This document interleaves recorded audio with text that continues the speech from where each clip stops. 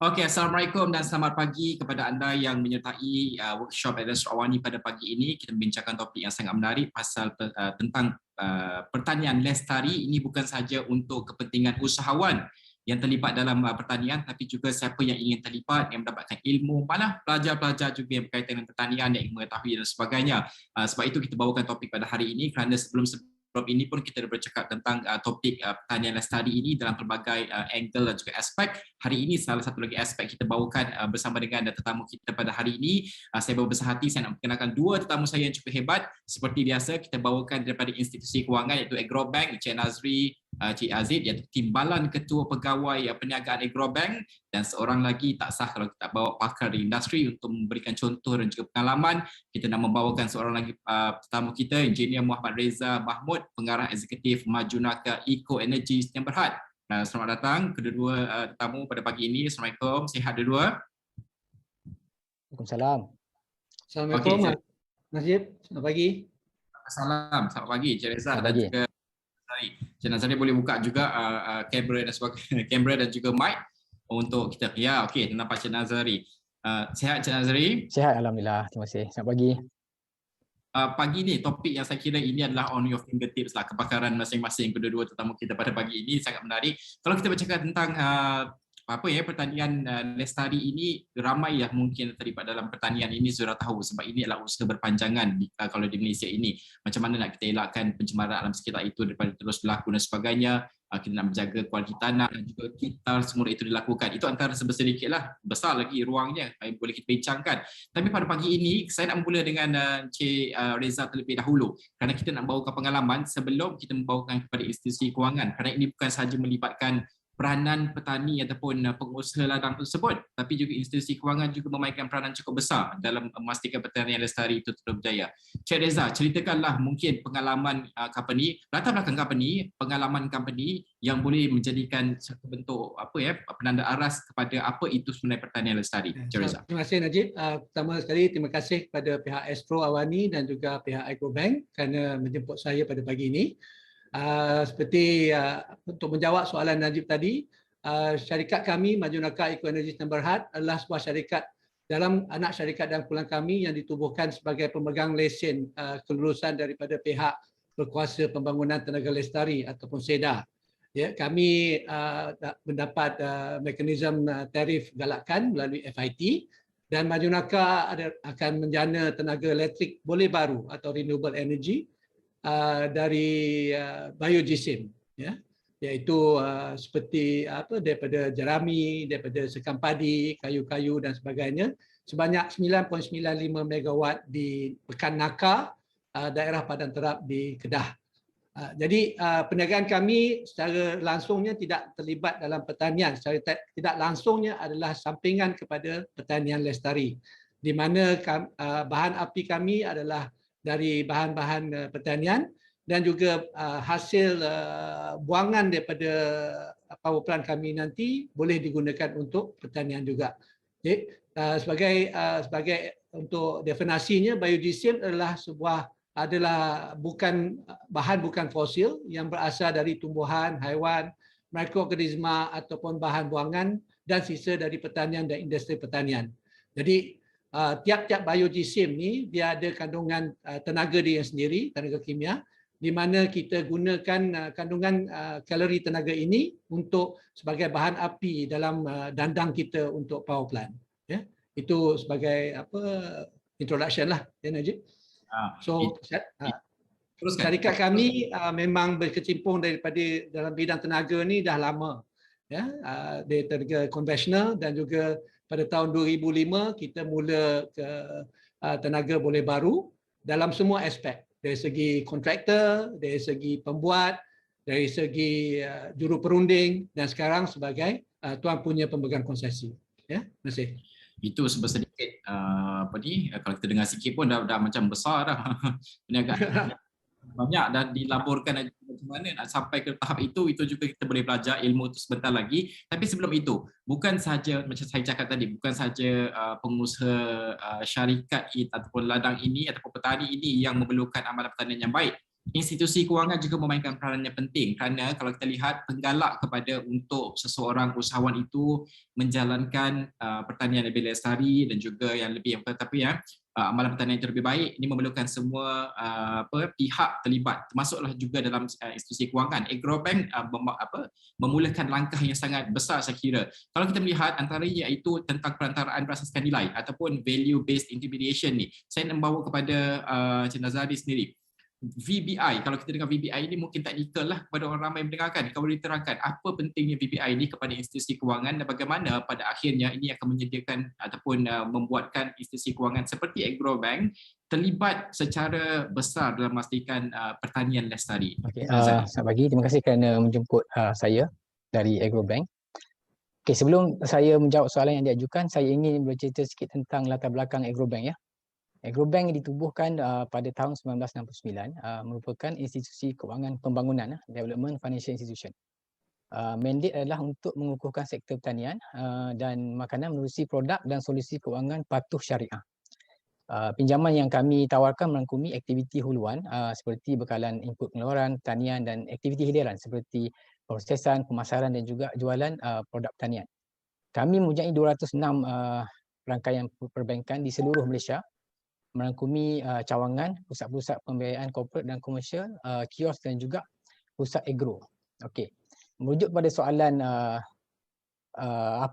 apakah itu VBI? VBI ini merupakan inisiatif daripada Bank Negara bertujuan untuk menambah nilai produk dan perkhidmatan yang ditawarkan oleh institusi keuangan Islam bagi menggalakkan keusahawanan, kesejahteraan komuniti, kelestarian alam sekitar dan pertumbuhan ekonomi tanpa mengabaikan pulangan kepada pemegang saham. Jadi dengan kata lain, VBI ini adalah patuh syariah dan tujuan utamanya adalah untuk menambah baik kesejahteraan masyarakat melalui pemeliharaan kekayaan, agama, kehidupan dan untuk generasi yang akan datang. Pemeliharaan kekayaan di sini bermaksud penghasilan, pengumpulan dan pengagihan secara adil. Ya. Dan itu yang dimaksudkan dengan VBI. Maksud VBI penting untuk orang tahu sebab inilah rangka kerjanya, kalau boleh saya cakap rangka kerja lah ya, untuk institusi kewangan ini macam mana sesuatu perusahaan itu kalau anda datang dan sebagainya, inilah penilaian yang mereka lakukan, bagaimana nak melihat bukan saja nak mendengarkan proposal perniagaan anda itu pertanian atau tidak, sebaliknya apa menjangkaui perkara tersebut, alam sekitar dan sebagainya, ini semua akan dilihat di bawah VBI tersebut. Okey, Cik Reza, kalau kita melihat kepada pengalaman ini, pengalaman Cik Reza ni luas lah, banyak, tadi pun cerita sikit pun kita rasa macam wow besar ni, kalau boleh dikongsikan sebab dalam pertanian ini pelbagai perniagaan yang saya kira yang join kita pada pagi ini pun mungkin ada usahawan yang terlibat dalam pelbagai, mungkin pada skala mereka, skala yang kecil dan sebagainya, macam mana nak memastikan bahawa amalan pertanian yang baik dan juga kelestarian itu mampu dilakukan kerana mereka ini menjalankan secara kecil-kecilan, mungkinlah dari segi kos dan sebagainya. Adakah ini apa sebenarnya cabaran utama dan macam mana nak atasi ni? Cik Reza kalau dikongsikan. Okay, terima kasih Najib. Pada pandangan saya lah, kalau kita nak buat apa-apa perniagaan ataupun nak terlibat dalam mana-mana bidang, kita kena tahu objektif yang terakhir sekali. Maknanya okey, kebanyakan orang kata dia buat bisnes pasal dia nak duit. Tapi sekarang ni dalam keadaan dunia yang mencabar dan juga climate change dan sebagainya, so konsep-konsep kelestarian perlu diterapkan bersama. Pasal kalau kata sebagai bidang pertanian, ya, tanah dulu dengan tanah sekarang dah berbeza. Pasal tanah sekarang mungkin kita dah banyak ada chemical dan sebagainya dan juga cabaran-cabarannya berbeza. So dari segi model bisnes tu kita kena ada terapkan nilai-nilai yang ini. Ya, macam seperti contoh macam syarikat kami, mulanya kita dari tenaga biasa, maknanya kita buat tenaga elektrik, kita terlibat dengan tenaga elektrik. Tetapi sekarang the challenge dalam bahagian tenaga ni adalah kebanyakan orang akan bertumpu kepada tenaga hijau. Ya, maknanya produk-produk yang menggunakan konsep kelestarian, circular economy, ya, sustainability punya konsep dan sebagainya. So dalam kita punya model perniagaan tu untuk mula walau kecil atau besar, kita kena mula the whole flow. Maknanya daripada mula konsep dia, apa yang kita nak dan langkah-langkah yang kita akan lakukan. Jadi untuk pihak kami itu yang kita buat. Jadi kita akan tengok the whole cycle. Maknanya the whole kita panggil circular economy tu, di mana dari pagi bahan hingga kepada yang ke hujungnya, dan apa yang dia boleh diguna pakai kembali untuk pulang balik kepada our environment. Jadi the linear punya proses di mana kita ambil dan kita buang dan discard semua tu sekarang dah tak boleh. Jadi kebanyakannya sekarang bertumpu kepada macam mana kita guna pakai kembali dan kita jaga kelestarian dari segi kita punya environment. Ya, lanjut.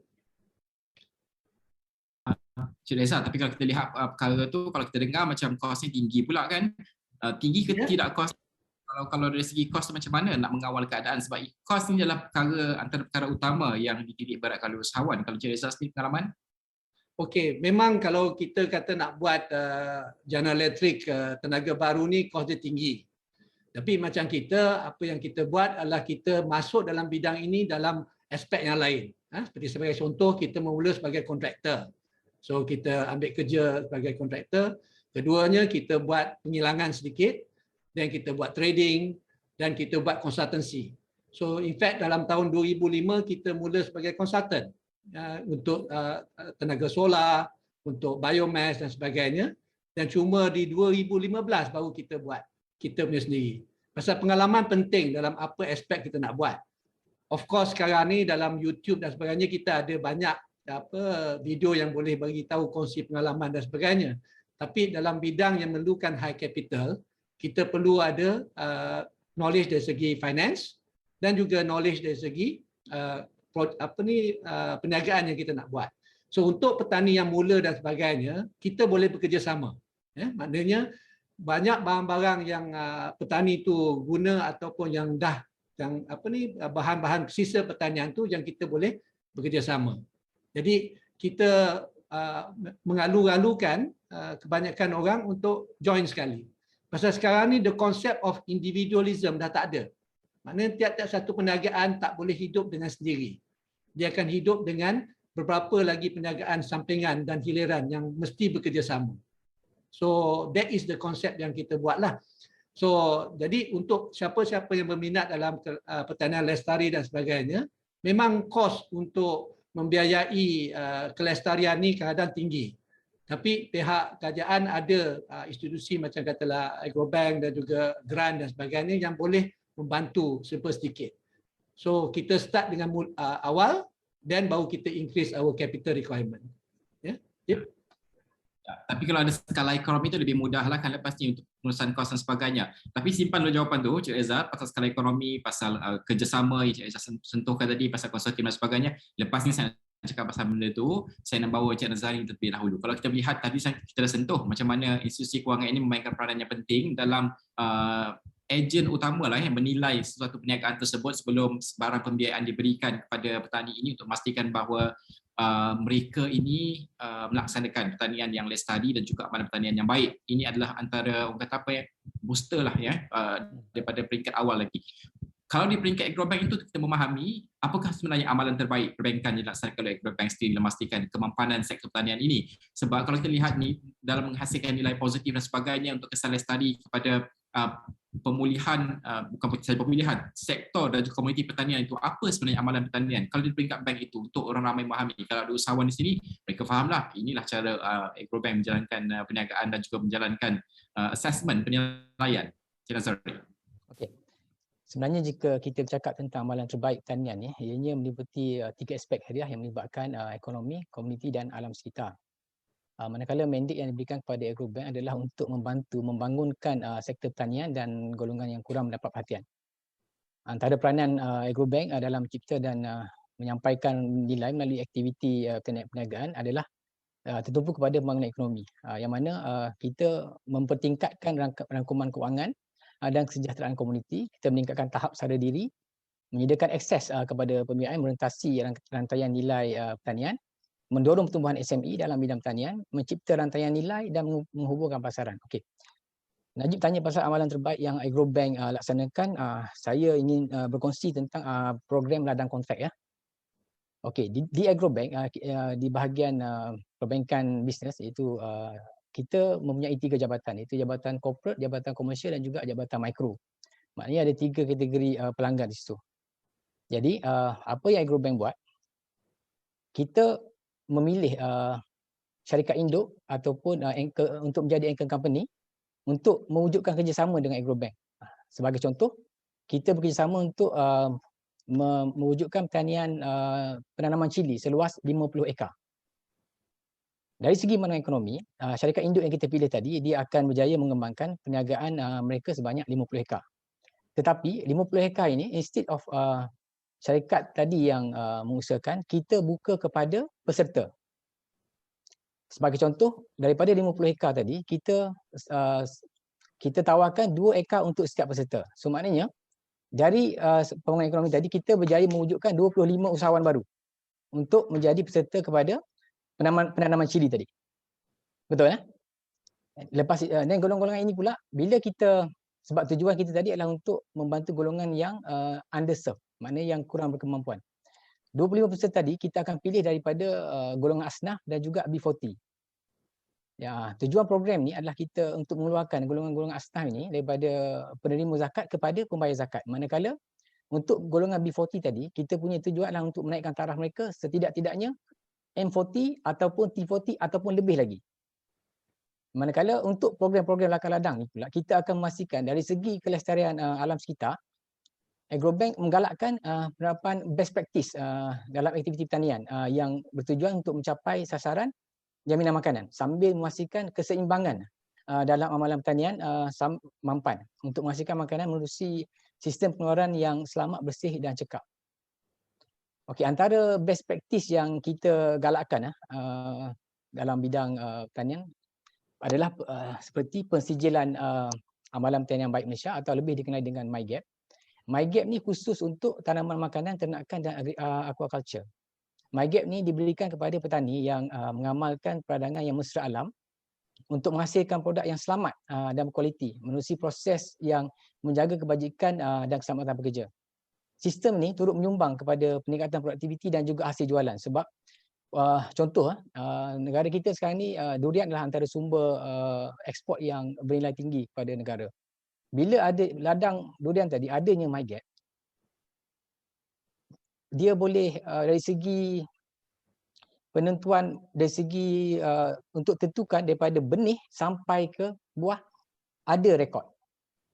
Maknanya untuk especially pengimport-pengimport, dia memerlukan data yang detail sebelum barang-barang dieksport keluar. Satu lagi yang kita amalkan adalah menggunakan penilaian impak alam sekitar atau lebih dikenali dengan Environment Impact Assessment, yang mana di bawah EIA, kriteria alam sekitar yang relevan dan mempunyai impak pada rantai nilai pengeluaran perlu dipenuhi. Maknanya kita akan kaji kesan terhadap alam sekitar yang berpunca dari pembangunan projek. So, untuk projek-projek yang dibiayai oleh Agrobank, dia mesti memenuhi kehendak EIA. Agrobank juga turut mengkaji kaedah peradangan yang digunakan dalam perniagaan pelanggan bagi memastikan faktor-faktor alam sekitar memenuhi standard tinggi yang ditetapkan oleh agensi-agensi seperti MARDI, pihak berkuasa tempatan, dan antara best practice yang lain adalah seperti MSPO yang mana perlu dipenuhi oleh usahawan-usahawan. Dan kesimpulannya, Agrobank akan terus mengembangkan program dana kontrak ni ke seluruh negara. Jika sebelum ni dana yang kita gunakan adalah daripada dana bank, tapi sekarang ni kita telah mula mendapat penglibatan daripada agensi-agensi milik kerajaan dan juga corporate yang berminat untuk menyumbang dana supaya kita untuk mengembangkan lagi program ladang kontrak ni dan juga mempelbagaikan jenis-jenis tanaman. Kita bermula dengan program ladang dengan bernas pada tahun 2016. Sekarang kita telah berkembang melebihi 30 program. So insya-Allah kita akan kembangkan lagi. Ya, lebih banyak lagi dan sebagainya. Okey, saya menarik sebenarnya tentang MyGap EIA tersebut. MyGap lah utamanya sebab ni persijilan kan untuk pertanian kita dan sebagainya. Kalau sawit tu ada MSP dan sebagainya. MyGap ni maknanya Cik Nazari kalau ada garantilah lebih mudahlah urusan dengan Agrobank. Betul. Okay. Macam mana nak dapat MyGap ni, nak tanyakan yang lebih pengalaman lah Cik Reza. Cik Reza, sampai sebelum tu untuk siapa yang menyertai kita punya partisipan dan sebagainya, ada soalan tanya jadi ruang komen tu saya akan ambil insyaAllah. Sekejap lagi 11.30 kita akan ambil soalan-soalan tanyakan kepada dulu Cik Nazari. Boleh Cik Reza, boleh nak tanya pengalaman, nak tanya pasal pembiayaan pun boleh. Cik Nazari ada boleh jawab dan sebagainya. Cik Reza, kongsikan MyGap ni mudah ke tidak? Sebab kadang-kadang kalau kita cakap persinjilan ni, ramai mengatakan susahnya nak dapat sijil ni. Susah ke senang sebenarnya? Okey, saya nak buat penjelasan sikit. Dari segi kita punya perniagaan, pasal kita tak ada terlibat secara langsung dengan produk pertanian. Maknanya kita punya produk adalah tenaga elektrik. So MyGap dalam kita punya aspek perniagaan tak diperlukan. Tapi dari segi ke environment, EIA dan sebagainya memang perlu. Dan tetapi apa yang kita boleh wujudkan adalah industri hiliran yang berlibat pada pertanian. Okey, sebagai contohnya, kita akan mengeluarkan ash ataupun abu dari segi bahan-bahan bioGSM yang kita gunakan. So ash ni kandungan nutrien ni banyak. Dia boleh buat baja, dia boleh gunakan untuk silika dan sebagainya. Jadi seperti Cik Nazri kata, dia dari konsep peladangan, dia boleh konsep peladangan dengan petani-petani terlibat dalam peladangan. Dalam konsep perniagaan kami pula, kami menggunakan bahan-bahan berasaskan pertanian dan bahan-bahan hasil yang kita keluarkan boleh digunakan untuk siapa yang berminat dalam segi agrotech dan sebagainya untuk apply kepada MyGap dan sebagainya. Sebagai contohnya industri teknologi makanan yang pemprosesan. Kita ada steam, maknanya wap yang keluar daripada kita punya power plant yang boleh diguna pakai untuk industri yang perlukan steam. Pasal kalau tidak, industri itu kalau dia nak buat dia punya steam sendiri, kos operasi dia akan meningkat kepada 60%. Sebab dia kena ada dia punya dandang dan sebagainya. So kalau dia pakai dandang elektrik lagi mahal lah. So kita boleh, kalau dia berdekatan dengan kita, kita boleh saling menggunakan bahan ini. Yang keduanya macam saya kata tadi, dari segi abuk kita ada fly ash dan juga kita ada bottom ash yang maknanya dia punya dari segi bentuknya berbeza tapi kegunaan dia boleh digunakan. Ada di setengah negara digunakan fly ash ni untuk buat batu bata. Di mana batu bata ni adalah organik dan juga mampu untuk tahan dari kebakaran dan sebagainya. So dari segi konsep perniagaan kami adalah konsep penjanaan tenaga lestari tapi kami terlibat secara langsung untuk meningkatkan lagi kelestarian dalam bidang pertanian dan sebagainya tapi dari konsep yang high end sikit. Maknanya dari segi agritech. Yang bahagian dia yang low end sikit adalah dari segi bahan-bahan buangan. Macam seperti contohnya ubi kayu. So orang ada ubi kayu, dia nak buang ataupun dia nak bakar. So bakar dan akan efek kepada environment. So ubi kayu yang tak pakai tu, dia punya batang-batang tu boleh hantar pada kita boleh gunakan. Pasal kita punya konsep kita akan gunakan seberapa banyak bioGSM yang terdapat di dalam kawasan sekeliling kami. Tapi untuk high-end punya agrotech dan industri, dia boleh gunakan bahan sampingan daripada kita punya power plant, General Electric kita. Maknanya steam boleh digunakan pakai, bahan-bahan ash tadi boleh digunakan pakai. So dalam konsep itu kita berbeza sedikit daripada apa yang Cik Nazari kata tentang peladangan tadi. Ya. Cik Reza, kalau Cik Reza mengatakan bahawa bahan-bahan buangan ni diambil daripada petani-petani kita lah kan dan sebagainya, mengapa sebelum ini petani ni ataupun petani ni sebelum ni macam mana mereka memusnahkan semua hasil-hasil ataupun sisa tanaman ni dan juga apa cabarannya nak mendapatkan sisa tanaman mereka, pertanian mereka semua pada ketika ini? Okey, sekarang ni dari segi pembuangan tu kebanyakan kilang-kilang seperti macam Bernah dan sebagainya, mereka ada proses di mana bahan-bahan buangan ni diambil oleh pihak-pihak tertentu untuk digunakan untuk apa-apa perusahaan mereka. Di petani pula kadang-kadang dia orang bakar. Pasal apa? Dia kata nak buang ni tempat ni di mana? Pasal kita tak ada tempat yang khusus untuk membuang bahan-bahan pertanian dan juga hasil-hasil daripada green waste ataupun pokok-pokok dan sebagainya, semuanya tertakluk kepada pihak penguasa tempatan. Jadi bila kita bakar dan sebagainya, kita akan release gas metan di mana akan merosakkan kita punya climate dan sebagainya. So apa tujuan kami kami bekerjasama dengan pihak berkuasa tempatan di tempat kami dan kami dibenarkan untuk menjadi tempat buangan bahan-bahan agriculture ni.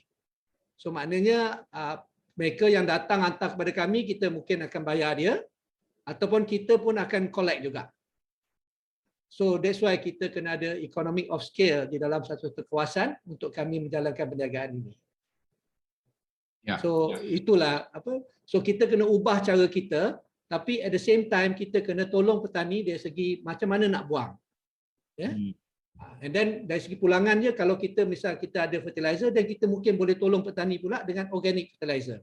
So jadi relationship tu kita kena ada dari segi konsep penyeluruhan, dari segi konsep ekonomi apa yang kita kena saling membantu antara satu sama lain. Pasal kalau tidak, industri itu akan affected, environment akan affected, petani pun akan affected. So kita kena ada kesinambungan seperti itu. Inklusif kan. Okey. Yes. Bawalah apa juga pandangan Cik Nazari, kerana kalau kita lihat konsep sustainability MAPA ni tadi pun tadi disentuh juga berkaitan dengan macam mana nak dapatkan sumber ini daripada petani dan sebagainya, yang scattered dan sebagainya untuk dikonsortiumkan, kalau saya sifatkan untuk lebih mudahlah skala ekonomi itu dapat diwujudkan. Macam mana nak kembangkan konsep ini ke dalam masyarakat setempat, sebagai contoh petani-petani ini, supaya mereka tidaklah ada slash and burn saja ataupun mereka tidak membuang sisa petani mereka begitu saja, mereka terlibat dalam petani lestari ini. Macam mana nak kekalkan konsep ni, Encik Nazari? Okey, pada pandangan kami, satu sekali kita kena engage dengan komuniti lah. Ya, maknanya kita kena terlibat secara langsung dengan komuniti. Alhamdulillah di tempat kami dapat sokongan daripada pelbagai pihak dan kita akan wujudkan di mana semua orang, tak semestinya petani, boleh menghantar barang-barang buangan hasil tanaman ataupun garden waste di tempat kami, dan insya-Allah kita akan bayar. Ya, pasal kita akan tetapkan berapa harga dan sebagainya. Dan then dari segi konsep luar pada kawasan kami di mana radiusnya jauh juga, kita mungkin akan ada transportation kita sendiri untuk mengambil barang-barang buangan ni dan kita akan proses di tempat kami. Jadi banyak kerjasama perlu diwujudkan. Pertama sekali dari segi pihak berkuasa tempatan. Pasal semua bahan-bahan buangan atas bawah bidang kuasa pihak berkuasa tempatan. Dia yang menentukan di mana nak buang, dia juga yang menentukan kalau orang open burning dan sebagainya yang untuk diambil tindakan. So disebab yang tadi saya kata culture dia. Kita kena ubah dari segi budaya kita. Ya. Budaya sekarang berbeza daripada budaya dulu. Masa saya kecil dulu, saya nak bakar sampah, saya bakar, tak ada masalah. Tapi sekarang ni kalau kita bakar, melibatkan jerebu, kan? Dan kalau melibatkan orang lain, pembakaran yang tak dikawal dan sebagainya. So budaya dan konsep ini perlu diterapkan dari semua pihak, dari segi seorang pengguna hinggalah kepada pihak kerajaan yang menentukan garis panduan polisi dan sebagainya. So ini amat penting. Jadi untuk pula industri, kita perlukan satu kawasan. Macam saya kata dengan Najib, we need the economic of scale. So katalah kita nak buat mini hydro. Untuk mini hydro dia ada catchment area dia di mana tadahan hujan untuk masuk air ke sungai. Sama juga dengan biogesim. Power plant perlukan economy of scale. Pasal kita perlukan berapa tan barang setiap hari untuk bakar dan sebagainya. So pihak kerajaan boleh mungkin menentukan kalau sekiranya ada satu industri di situ, jadi kita ada certain area yang kita boleh berusaha dengan tak perlu kita divide the cake longer. Jadi bila tak ada economy of scale tu, semua industri akan jatuh. Jadi tiap-tiap anggota dalam the whole cycle tu kena terlibatlah dari segi pihak kerajaan, pihak industri dan sebagainya. Untuk kami dan pihak Agrobank memang kita dah bincang berkaitan dengan industri agrotech dan macam mana nak bantu entrepreneur untuk terlibat secara langsung dengan pihak kami. Jadi itu yang macam Cik Nazari kata, kalau siapa yang nak terlibat, dia boleh minta pembiayaan daripada Agrobank. I think pembiayaan Agrobank untuk industri agrotech ni antara paling murah sekali, dia punya rate. So kita boleh bekerjasama macam mana nak buat benda ni untuk berjaya ni. So that is the main reason lah kenapa kadang-kadang kita kata kenapa benda ni tak berjaya, kenapa tak berjaya. Pasal kita perlukan economic of scale. Bukan itu saja, Cik Nazari, boleh tambah juga. Okey, sustainability ya. Sebenarnya Cik Nazari, kalau boleh ditambah juga soalan tadi dengan bimbingan juga, sebab kadang usahawan ni apa nak buat, apa yang kita nak buat. Okey. Sustainability di sini masuk kesinambungan lah. Saya ingin rujuk balik pada pandangan saya tentang program ladang kontrak ya. Okey, pada pandangan saya, usahawan tani perlu diberikan latihan dalam teknik-teknik cara-cara mengurangkan risiko dan literasi kewangan dalam menarik minat mereka untuk mengaplikasikan konsep kelestarian dalam perniagaan tanian. Jadi melalui program ladang kontrak ni, sebagai rujukan, kemahiran teknikal, cara pengurusan ladang yang terbaik diajar atau diturunkan kepada usahawan tani tadi dari syarikat yang mahir, yang memang ada kepakaran. Manakala hasil daripada produce yang dalam kontrak itu akan dibeli balik oleh syarikat induk ni pada harga yang ditetapkan. Jadi kita akan menjamin apa yang dihasilkan akan dibeli. Masalah yang apa yang kerap berlaku pada hari ini yang saya nampaklah, kebanyakan usahawan tadi dia boleh menanam tapi dia menghadapi masalah bila untuk menjual. Dan juga jenis tanaman yang ditanam pun memainkan peranan. Contoh, kalau dia menanam tanaman yang tiada pasaran, kata dia tanam berskala besar 1 hektar, tanam certain produk yang memang tidak ada demand. Jadi itu akan mendatangkan kerugian. Jadi dari segi itu juga Agrobank kita turut menyediakan khidmat nasihat. Antaranya adalah Agropreneur Development Program, khidmat nasihat perniagaan yang kesemuanya telah dan juga kita ada perkongsian amalan terbaik yang kesemuanya telah dipilih untuk menyediakan bantuan yang diperlukan oleh usahawan tani tadi. Jadi kita juga ada sesi-sesi untuk usahawan tani tadi didedahkan kepada polisi semasa yang berkait dengan industri masing-masing, diberi tunjuk ajar tentang perancangan strategik demi kelangsungan perniagaan di samping bantuan pengenaan penjenamaan untuk pemasaran produk yang lebih baik. Sementara itu, kita juga ada program intervensi serta perkongsian amalan terbaik telah dirangka untuk menyokong usahawan mikro dengan menggalakkan mereka mempelajari amalan-amalan terbaik dengan menghadiri seminar dan lawatan ke lokasi yang dikelolakan oleh Agrobank ataupun agensi-agensi yang berkaitan.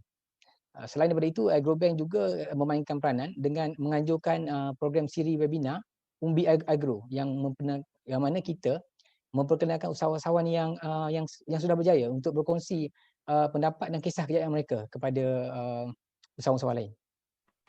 Lagi satu yang kepentingan Agrobank dari segi sustainability adalah kita dari segi business matching. Kami ada kelebihan Agrobank ni adalah kami mempunyai akses secara langsung untuk keseluruhan rantaian perniagaan. Jadi dari segi business matching kami mempunyai kelebihan. Contoh kita ada pelanggan kita yang merupakan katalah hypermarket.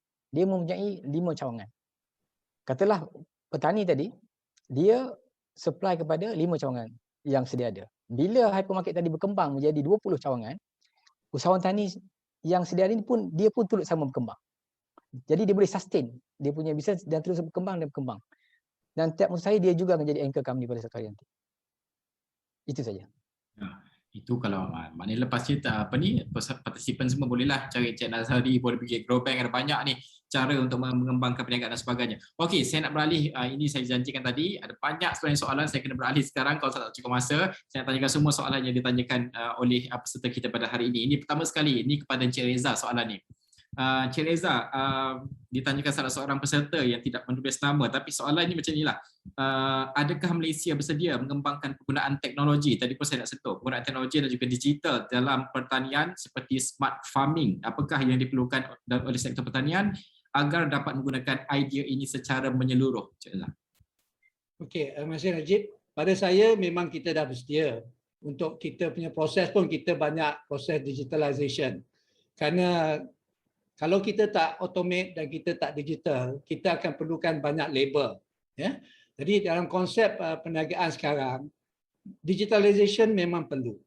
Cuma dari segi the whole business flow, maknanya business model kita, dari segi macam mana kita menjaga cost, dari macam mana kita menjaga quality, dan juga untuk tiap-tiap perniagaan, macam Cik Nazari katalah, macam mana you nak link to somebody yang boleh membantu you untuk dalam your whole value chain. Kalau tidak, you ada barang, you tak jual, susah juga. Kalau barang tu quality, macam mana kita nak tentukan? Because kita ada dua market. Satu market domestik, satu market international. Ya. So dari segi ekspor, katalah macam sekarang kalau kita ekspor menggunakan US dollar, pulangan dia adalah RM4 lebih. Ya. Tapi di Malaysia masih RM1. So kita kena menjurus kepada konsep di mana kita boleh trading ke luar. Barang-barang kita ni berharga. Ya. Macam seperti tak silap saya minggu lepas Assistant Bank Governor Bank Negara Malaysia berkatakan, kita kena, as a trading nation, kita kena pergi kepada kelestarian dan bisnes-bisnes yang trading berkonsep lestari. So, jadi kalau kita punya barang-barang yang kita hasilkan adalah daripada biomass ataupun benda yang kelestariannya telah ditentukan oleh United Nations Development Program matlamat dan sebagainya. Jadi proses untuk keluar tu senang. Dan keyakinan pada pengguna pun ya. Pasal sekarang ni generasi muda memang menitik beratkan kepada climate change. Dia nak green dan sebagainya. So itu sebab saya kata kita kena berubah. Dari segi macam mana kita pandang produk itu, kan? One time dulu kita tak kisah konsep halal. So sekarang ni kalau you tanya mana-mana, everything akan tengok logo halal. Ya, pasal benda tu sudah dijadi sebagai satu culture. Dan orang menitik beratkan tu bukan dari segi agama dan juga dari segi kelestarian hidup kita lah. Kan? Jadi pada pandangan saya, teknologi memang penting. Mechanizing memang penting. Automation memang penting. Pasal apa? Dengan adanya proses digitalization untuk smart farming atau any proses yang kita guna ni, data tu ada. Jadi kita boleh gunakan dan boleh diajar untuk orang lain. Ya? Najib, itulah dia. So memang kita dah ready. Okey. Soalan seterusnya, kalau boleh saya nak gabungkan dua soalan ni, dia menjurus kepada individu inilah Cik Nazari lah sebenarnya, iaitu Muhammad Ali. Soalannya, kalau kita buat permulaan modal dalam pertanian, macam mana tekniknya? Okey, kalau saya rephrase lah, kalau nak buat modal permulaan tu dalam pertanian ni, apa tekniknya? Itu yang pertama. Yang kedua, soalan ini daripada peserta kita juga bertanyakan, wajibkah pelanggan Agrobank mendapatkan sijil MSPO ataupun MyGap untuk apply pembiayaan dengan Agrobank? Cik Nazari. Oh, tak faham. Okey, yang kita paparkan ni, Cik Nazari. Okey, kalau kita buat permulaan modal dalam pertanian, macam mana tekniknya? Okey. Pertama kali untuk kita sebagai consider new startup ni, yang paling penting costing lah. Katalah kita nak menanam 2 ekar nenas, ya. So standard costing dia ada dua kos lah, melibatkan dia kos paling besar kos tanah dengan kos pembangunan. Kalau tanah tu kita sewa, maknanya kos untuk beli tanah tu tiada. Jadi modal kita untuk memulakan perniagaan dan untuk pertanian nenas tadi akan menjadi kurang lah. Cuma yang kita akan kena cover adalah kos pembangunan sahaja. Jadi modal ni tertakluk kepada costing dan juga fixed asset itu tadi. Ya, maknanya kalau pertanian yang kita cuburi itu tidak melibatkan aset tetap, maka modal ni adalah tidaklah sebanyak yang memerlukan aset tetap. Jadi modal itu bergantung kepada kos projek. Okay. Untuk soalan kedua, adakah wajib untuk pelanggan mendapat sijil MSPO? MSPO ni memang wajib sebab kerajaan beri kita sampai 31 Disember untuk kita comply dengan MSPO. Kalau tidak, dia punya impact dia FFB tadi, kita hasil tidak boleh dijual. Manakala MyGap ni penting sebab MyGap ni dia reflect kan kualiti produk kita. Maknanya kalau kita nak pergi jauh dengan adanya MyGap ni, maknanya kita boleh maknanya produk kita tu telah disahkan bagus. Dan tidak wajiblah untuk apply pembiayaan untuk MyGap ni. Okey, tapi lebih mudah ada kan? Lebih mudah. Lebih mudah. Okey, saya nak masih lagi bersama dengan Cik Nazari dahulu. Ada lagi soalan-soalan yang berkaitan dengan Agrobank ni. Bertanya Agrobank, ini adalah, adakah Agrobank menyediakan profit rate yang istimewa untuk projek-projek hijau atau lestari? Itu pentinglah ni. Usahawan memang ni. Okey, dari segi funding, seperti yang semua sudah maklum, Agrobank ni dari segi dana, kita berbeza dengan commercial bank. Di commercial bank, di Agrobank kita ada dana-dana yang kita dapat daripada kerajaan untuk setengah produk. Sebagai contoh, dana yang kita dapat dalam program penjana, yang mana kita diperuntukkan 150 juta untuk vessel financing. Dana-dana berkenaan kita ada dapat special rate. Jadi apa yang kami buat di Agrobank untuk permohonan-permohonan yang kita dapat ni, kita akan matchkan dana-dana yang sudah ada yang terbaik untuk pelanggan-pelanggan. Maknanya katalah program yang dia nak usahakan ada dana special, kita akan gunakan dana tu. Itu yang kita buat di Agrobank. Itu cara apanya lah. Kalau masih ada lagi yang keliru, ada banyak persoalan, jangan risau, boleh hubungi Agrobank. Sekejap lagi kita bagi kontak macam mana hubungi Agrobank. Sebab sekarang ni kata nombor baru kan, tak semua boleh pergi bank dan sebagainya. Tapi nanti kita bagikan. Ini soalan kepada Cik Reza. Cik Reza, saya kira soalan ni sebenarnya, kalau boleh Fakrul dia bagi soalan ni. Fakrul ni bagi soalan, saya kira ini nak mendapatkan point of view lah Cik Reza sendiri. Nak tanya Cik Reza, apa yang boleh saya buat dengan tanaman kacang tanah untuk mengoptimumkan hasil jualan? Sekarang hanya diusahakan untuk jualan mentah dan rebus. Apa yang boleh saya tingkatkan dalam tanaman kacang tanah? Cik Reza, kalau ada pengalaman perniagaan, kongsikanlah dengan Cik Fakrul kita. Okey, macam saya kata tadi lah, tiap-tiap produk yang kita ada tu dia punya kegunaan tu banyak, ya. Cuma kita kena tahu dia dari segi economy of scale dia, ya, dan apa yang kita nak buat.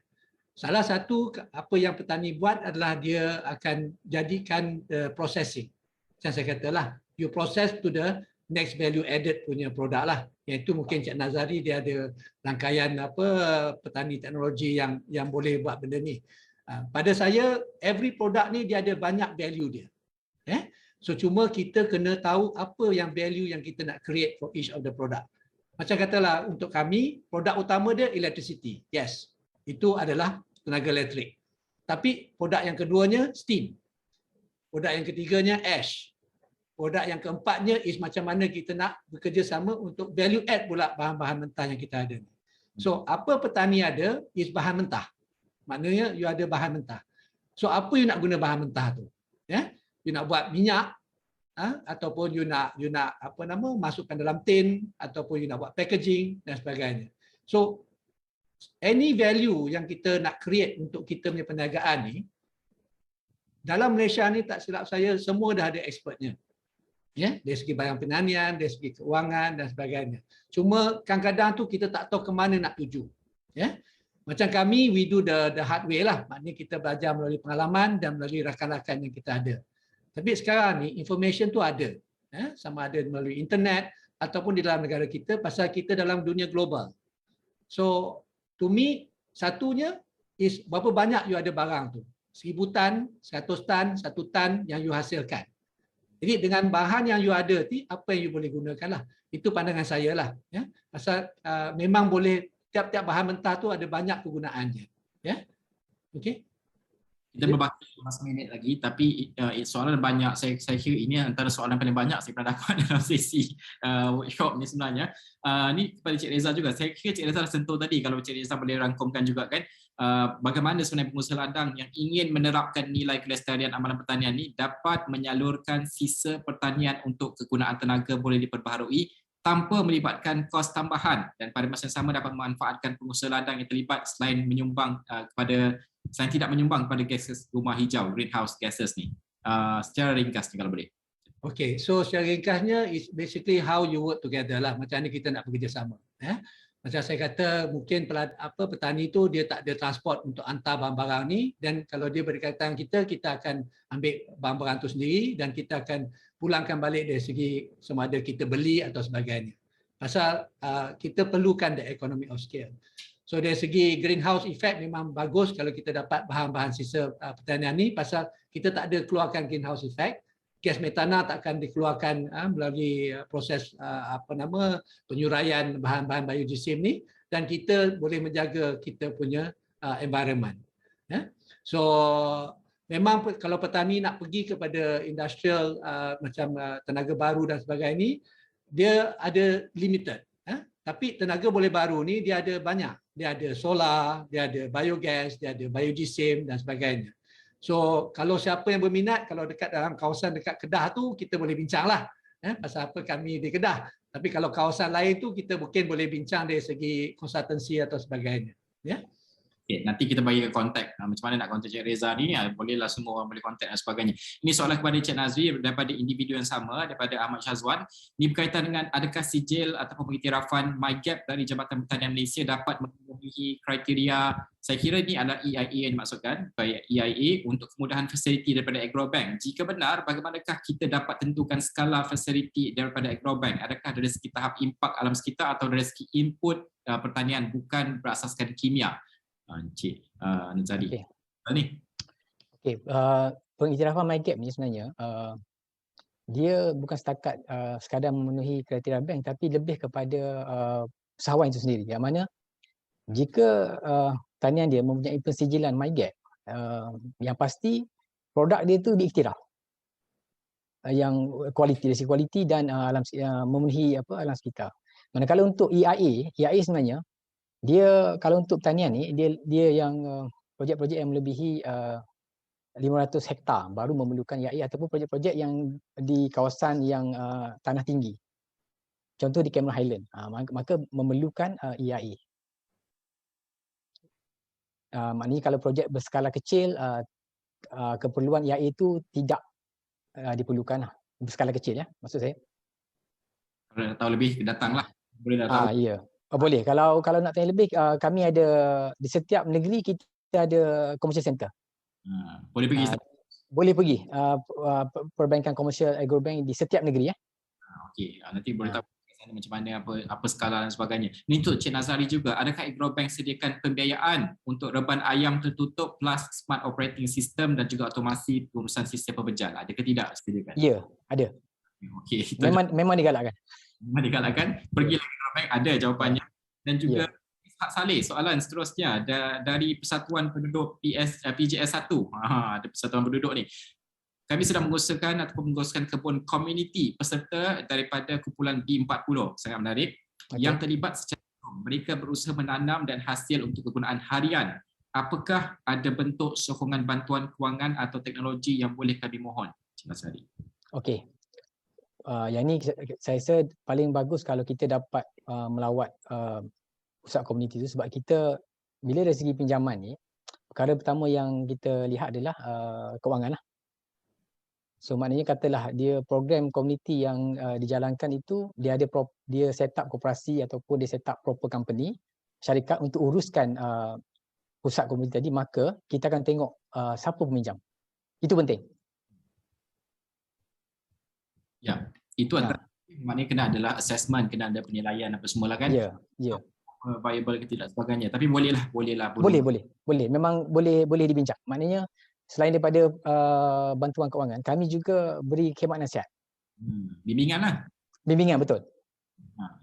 Bimbingan, maknanya kalau anda nak sekarang ni memang di peringkat komuniti, mungkin boleh dikomersialkan lebih lagi, sebab tadi kata penggunaan sendiri kan, mungkin Agrobank boleh ajar macam mana nak komersialkan, bukan sahaja tanah konsum sendiri, lepas ni dia boleh jadi usahawan setaraf dengan Cik Reza dan sebagainya. Okey, masih lagi soalan Akmal ini kepada, saya kira ini adalah kepada kedua-duanya lah tetamu kita, untuk startup indoor farming but secara small scale, boleh dapat bantuan dari Agrobank ataupun bagaimana? Boleh. Kita ada program microfinancing yang mana pinjaman sehingga RM50,000 untuk pengusaha-pengusaha kecil. Okey, maknanya boleh jaga juga. Cik Nazari boleh juga pergi ke Agrobank. Okey, Ahmad Syazwan Abdul Rahman kepada Cik Nazari, dari segi fasiliti daripada Agrobank ini, bagaimanakah pihak Agrobank menentukan kriteria kemudahan fasiliti bagi perniagaan input pertanian untuk diterapkan dengan kelestarian pertanian? Kalau boleh kita bawa keluar soalan ni daripada Ahmad Syazwan ni, sebab berkaitan dengan fasiliti daripada Agrobank ni. Kalau Cik Nazari boleh jawab. Okey. Ini soalan. Okey, kriteria kemudahan fasiliti kita akan tentukan dari segi keperluan, ya, keperluan. Maknanya first yang peminjam tadi dia mesti ada keperluan lah untuk dia pinjam. So kita kena ada maknanya kalau katalah dia ingin mencuburi bidang perniagaan input pertanian. Dari segi mana? Contoh kalau dia nak jadi trader ataupun dia nak jadi pengusaha. So fasiliti yang kita akan tentukan berbeza dari segi peniaga input pertanian dengan pengusaha.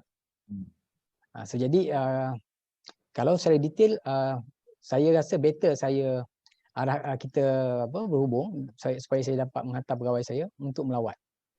Kalau soalan ni lagi jelas, katalah dia ingin berniaga dalam input tanian, maka kami akan memberi kemudahan trade lah, trade financing. Tapi kalau dia kata dia memerlukan input pertanian untuk menanam, jadi kita akan lebih kepada term financing. Okey, mana ada dan term itu sebab tu pentingnya kena pergi grow bank ini kita faham ada penilaian dan sebagainya. Tak susah pun sebenarnya. Pergi saja, boleh hubungi dan sebagainya. Sekejap lagi saya janjikan kita akan bagi kontak macam mana nak kontak grow bank. Cik Reza pun boleh kita kontak sebab Cik Reza kata kalau siapa dekat Kedah bolehlah kontak-kontak apa konsultasi semua ada kan. Okey, ini yang terakhir daripada Syarul, soalan terakhir. Saya kira ini dah disentuh oleh Cik Nazari pada awal tadi tapi mungkin Cik Syarul baru masuk. Kita boleh terangkan secara ringkasnya. Syarul tanya kepada Cik Nazari, does environmental impact assessment, penilaian impak alam sekitar ini adalah syarat kepada untuk mendapatkan pinjaman pembiayaan corporate di bawah Agrobank. Itu pertama. Yang kedua, bagaimana sebenarnya Agrobank ini menilai pembiayaan menggunakan VBI model? Kalau boleh diringkaskan. Okey, EIA ini wajib jika projek berkenaan memerlukan EIA assessment.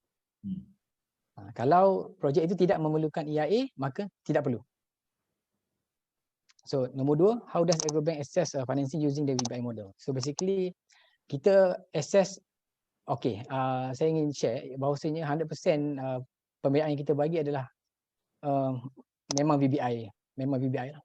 So, maknanya kita assess financing ni, cara kita assess sama dengan penilaian kredit. Maknanya kita akan tengok dari segi dari segi track record dalam industri, dia punya siapa pemegang saham, siapa key management dia, dan dari segi rekod, farm record, benda-benda yang kita perlukan untuk kita menilai setiap projek. Okey, kita berbaki kurang dari 10 minit sebelum kita tutup diskusi kita. Ada banyak soalan, macam saya cakap inilah soalan paling banyak saya dapat sebenarnya berkait pembiayaan ni. Biasalah kalau kita bincang dengan usahawan, memang ini antara fokus utama mereka, konsep utama mereka kan. Saya nak minta kalau boleh pasukan saya keluarkan detail tentang kontak Agrobank dan sebagainya sementara kita membuat rumusan terlebih dahulu supaya kita boleh tunjukkanlah kepada orang ramai ini adalah kontak, macam mana nak kontak mereka dan sebagainya kan. Okey, Encik Reza terlebih dahulu, kalau orang yang menonton pada ketika ini bertani secara skala kecil ataupun baru nak mengembangkan perniagaan, malah kalau belum masuk perniagaan sekalipun, apa nasihat kepada mereka kalau nak jalankan pertanian lestari dan sebagainya? Macam saya kata tadi, permulaan ini adalah objektif kita dalam perniagaan dan skala yang kita ada. Kita ada skala mikro, skala small, medium dan large. So tiap-tiap skala perniagaan kita ni keperluan kewangan dia berbeza. Jadi kita perlukan knowledge dan juga keperluan pengalaman kewangan yang relevan.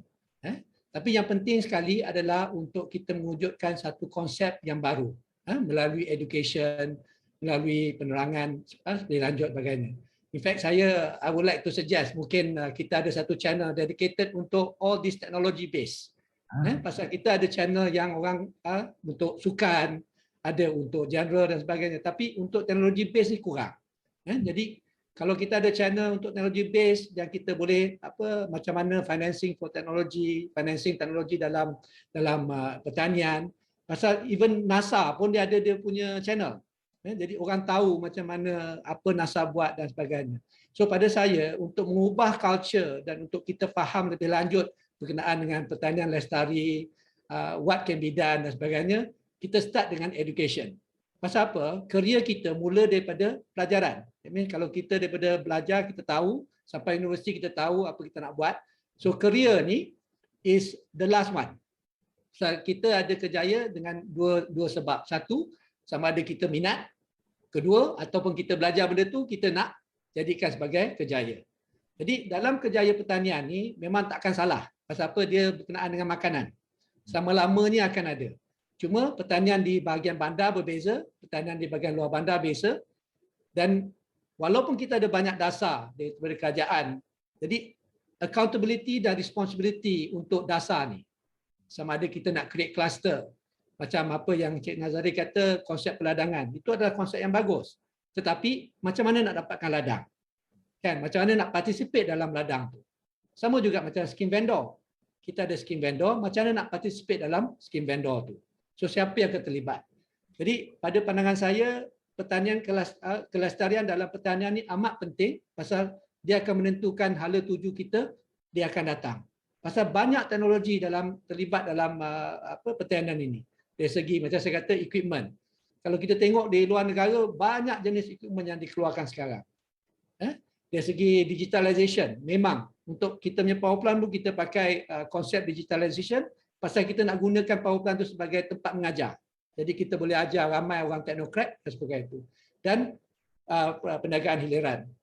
Jadi pada saya, suggestion saya lah, mungkin Astro Awani boleh take it up and say, okay, let's have a channel untuk mengembangkan lagi teknologi ini supaya walaupun channel itu online, tapi kita boleh belajar dari segi konsep di Malaysia, apa teknologi yang ada. Pasal kita ramai pakar.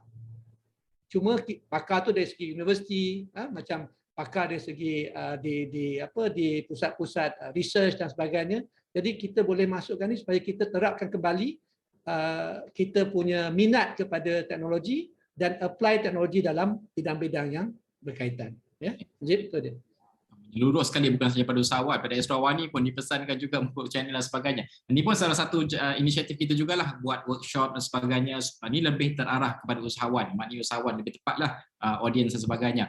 Okey, saya ada baki 2 minit lagi untuk Cik Nazari. Kalau boleh dirangkumkan sekali, mungkin bukan saja nasihat, tapi kalau orang ramai yang banyak bertanya soalan terkait Agrobank, apa yang mereka boleh lakukan. Ini juga kami paparkan macam mana nak Agrobank. Cik Nazari, teruskan. Okey, untuk maklumat lanjut berkenaan produk ataupun pembiayaan, kami alu-alukanlah untuk sebarang pertanyaan boleh ke pusat commercial center. Kami ada 18 commercial center di setiap negeri ada, yang specialtinya di Cameron Highland, di Tok Bali, di Hutan Melintang. Hutan Melintang ni untuk kawasan nelayan. Begitu juga dengan Tok Bali. Cameron Highland untuk sayur lah dan buah-buahan. Dan juga sebarang pertanyaan ataupun tak semestinya untuk pembiayaan, kita pun untuk khidmat nasihat boleh ke cawangan-cawangan berdekatan. Produk kami merangkumi 3 segmen, micro, commercial dengan corporate. Maknanya daripada bawah sampai ke atas. Kita cover 3 segmen.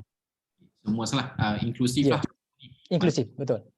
Semua nak tahu tadi, nombor kita dah keluarkan. Kalau anda terlepas, ada di ruangan komen tu, kita letakkan bahagian bawah sekali contact number, Agrobank dan juga email. Boleh email kepada mereka.